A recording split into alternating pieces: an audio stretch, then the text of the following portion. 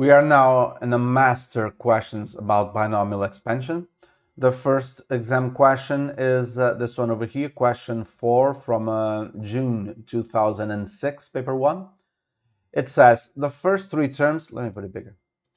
The first three terms in the expansion of 2 plus ax to the power of n in ascending powers of x are 32 minus 40x and plus bx squared.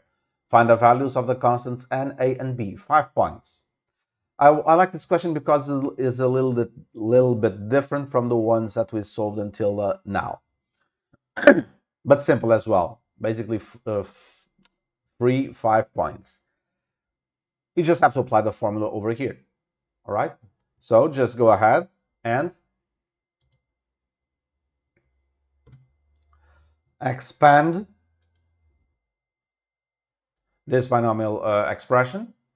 All right, so combinations, if you are to expand this, you have combination n0 of 2 to the power of n times ax to the power of 0 plus combination n1 of 2 to the power of n minus 1 times ax to the power of 1 plus combination n2 of 2 to the power of n minus 2 times ax to the power of 2.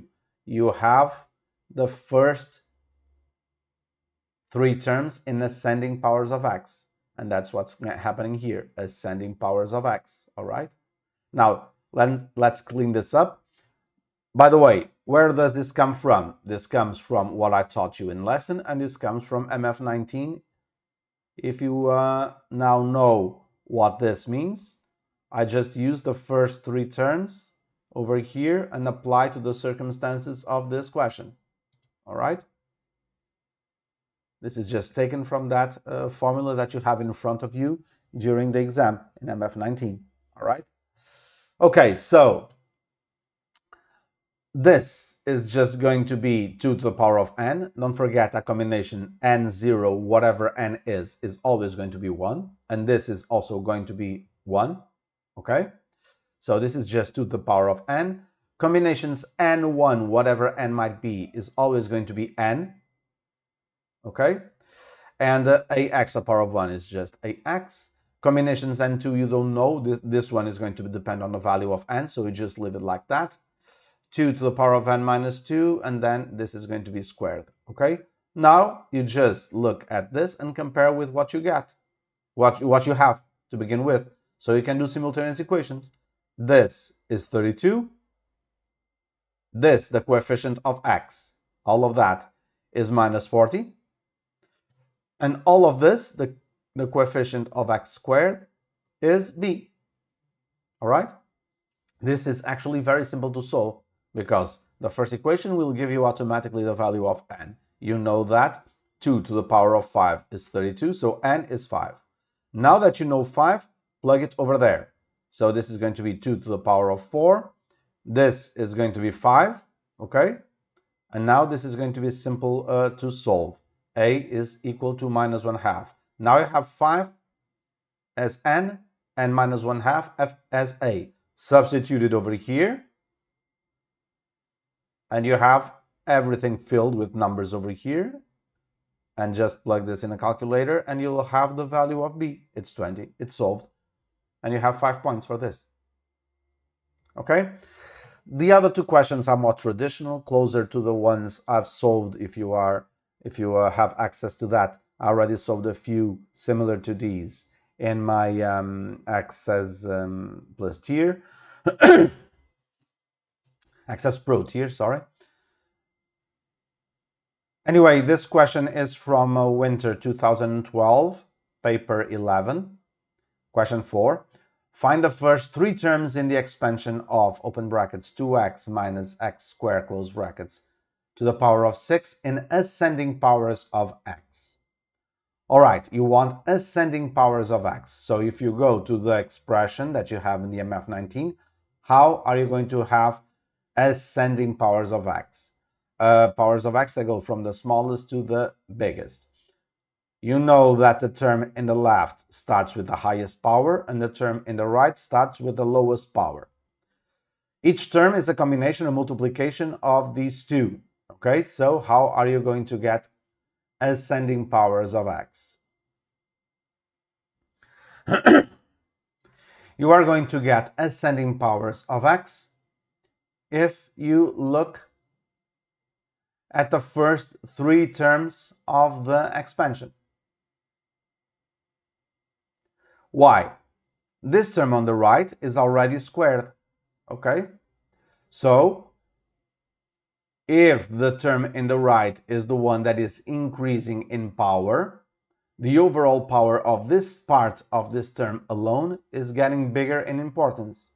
And although the term in the left is decreasing in power, this one, because it is square, when multiplied by that, the overall result is going to get ever bigger. See, let's just apply the formula for the first three terms. So the coefficient for the first one is 6, 0. It's combination 6, 0, which is always 1. The thing in the left to the power of 6 times the thing in the right to the power of 0. This is also going to be 1. So this is just going to be 2 to the power of 6, x to the power of 6. The next term is going to be combination 6, 1, which is 6, times the thing in the left to the power of 5. Now it went down by 1. You can see that in the formula, right? You cannot see it over here, but yes, you can.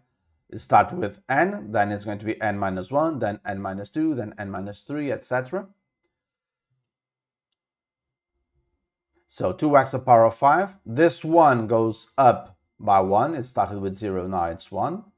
And what's the overall term over here after you multiply the whole thing? This is going to be 2 to the power of 5 times 6 times minus 1 over here. So it's going to be a negative number, minus 192. This is going to be x to the power of 5 times x to the power of 2. So it's going to be x to the power of 7. So it's increasing, right? Why? This one went down, but this term over here went up by 1. This term over here went down by 1. But because this term is itself squared, all right, then the overall calculation will yield a term that has a power bigger than the previous one. The same thing is going to happen over here. Let's see. So now you have combination 6, 2 times this term, the one in the left, to the power of 4. It went down by 1. The term on the right to the power of 2, it went up by 1. So I'm going to focus on the powers of x now.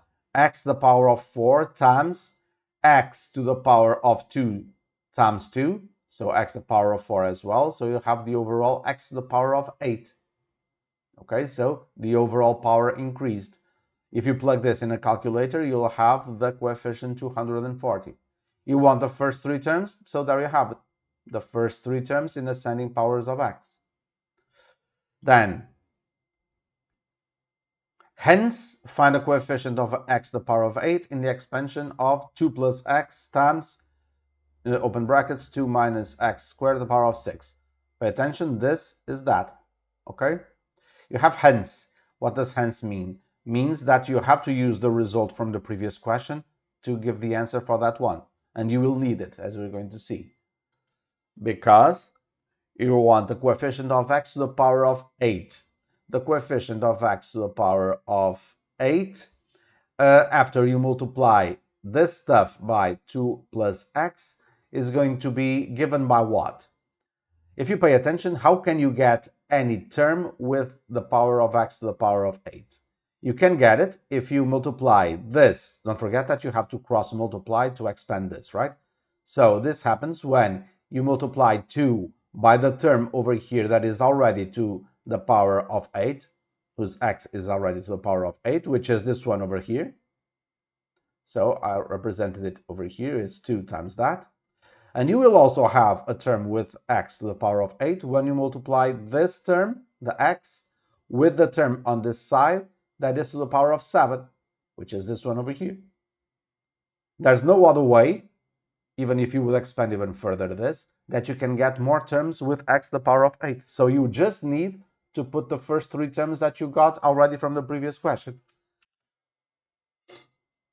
So that's what I did. 2 times 240 minus 192x to the power of 8. That's just 288x to the power of 8. So the answer, the coefficient alone, is 288. All right? Last question is a spring 2015 question, paper 11. It's question 3. Find the first three terms in ascending powers of x in the expansion of these two things. Okay? So this part should be simple already. Don't forget or pay attention to the fact that this is a simplified version of what we had before, because the thing that you have in the left, it's just one. You actually have a simplified formula in MF19, this one. Don't forget that this is a simplification of that. A simplification because A is just 1. So everything that is, every time you have 1 to the power of something, that's going to be 1. So this is a simplification. It may not seem because you have these expressions over here, but what is this? This is just the application of this formula, all right? Which will give you the combinations. You don't need to use this. You may use the calculator as you use on this formula here on top to get these numbers. Don't forget that these are going to be numbers in an actual question, all right? For some reason, they opted to put here the combinations, not in terms of combinations, but in terms of the formula that is used to calculate them. But this can be done using a calculator, all right? Don't forget that this can only be used when n is rational, which is the case every time in these questions, and the value of x is in between -1 and 1, all right? So,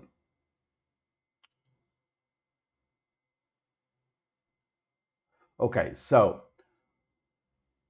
I'm just applying the formula. This is combination 6, 1 of 1 to the power of 6 times minus x to the power of 0. I bothered to put this to show you what I just told you, that this formula, this 1 over here, comes from the application of the structure of the formula over there. You don't need to do it. I just did it for you to see that this is always going to be 1 for the sheer application of the main expression. Okay, so 1 plus combination 6, 1, 1 to the power of 5 times minus x to the power of 1. Again, as you can see, I bothered to write also 1 to the power of 6, 1 to the power of 5, 1 to the power of 4, just for you to see the powers going down. But you know that this is also going to be 1 all the time. So it's not embedded in the formula in the MF19 at all. I just put it for you to have a visceral understanding of how the formula works as you look at it. So this is just going to be minus 6, and then this part is combination 6, 2 minus x squared, again 1 to the power of 4, so that's 15x squared. Don't forget as well, this can be, this will be calculated using your calculator. You don't need to use this expression. If for some reason you forgot your calculator, which I hope that you don't during the exam, nothing is lost, because you can always calculate combinations using the formula that you have over here.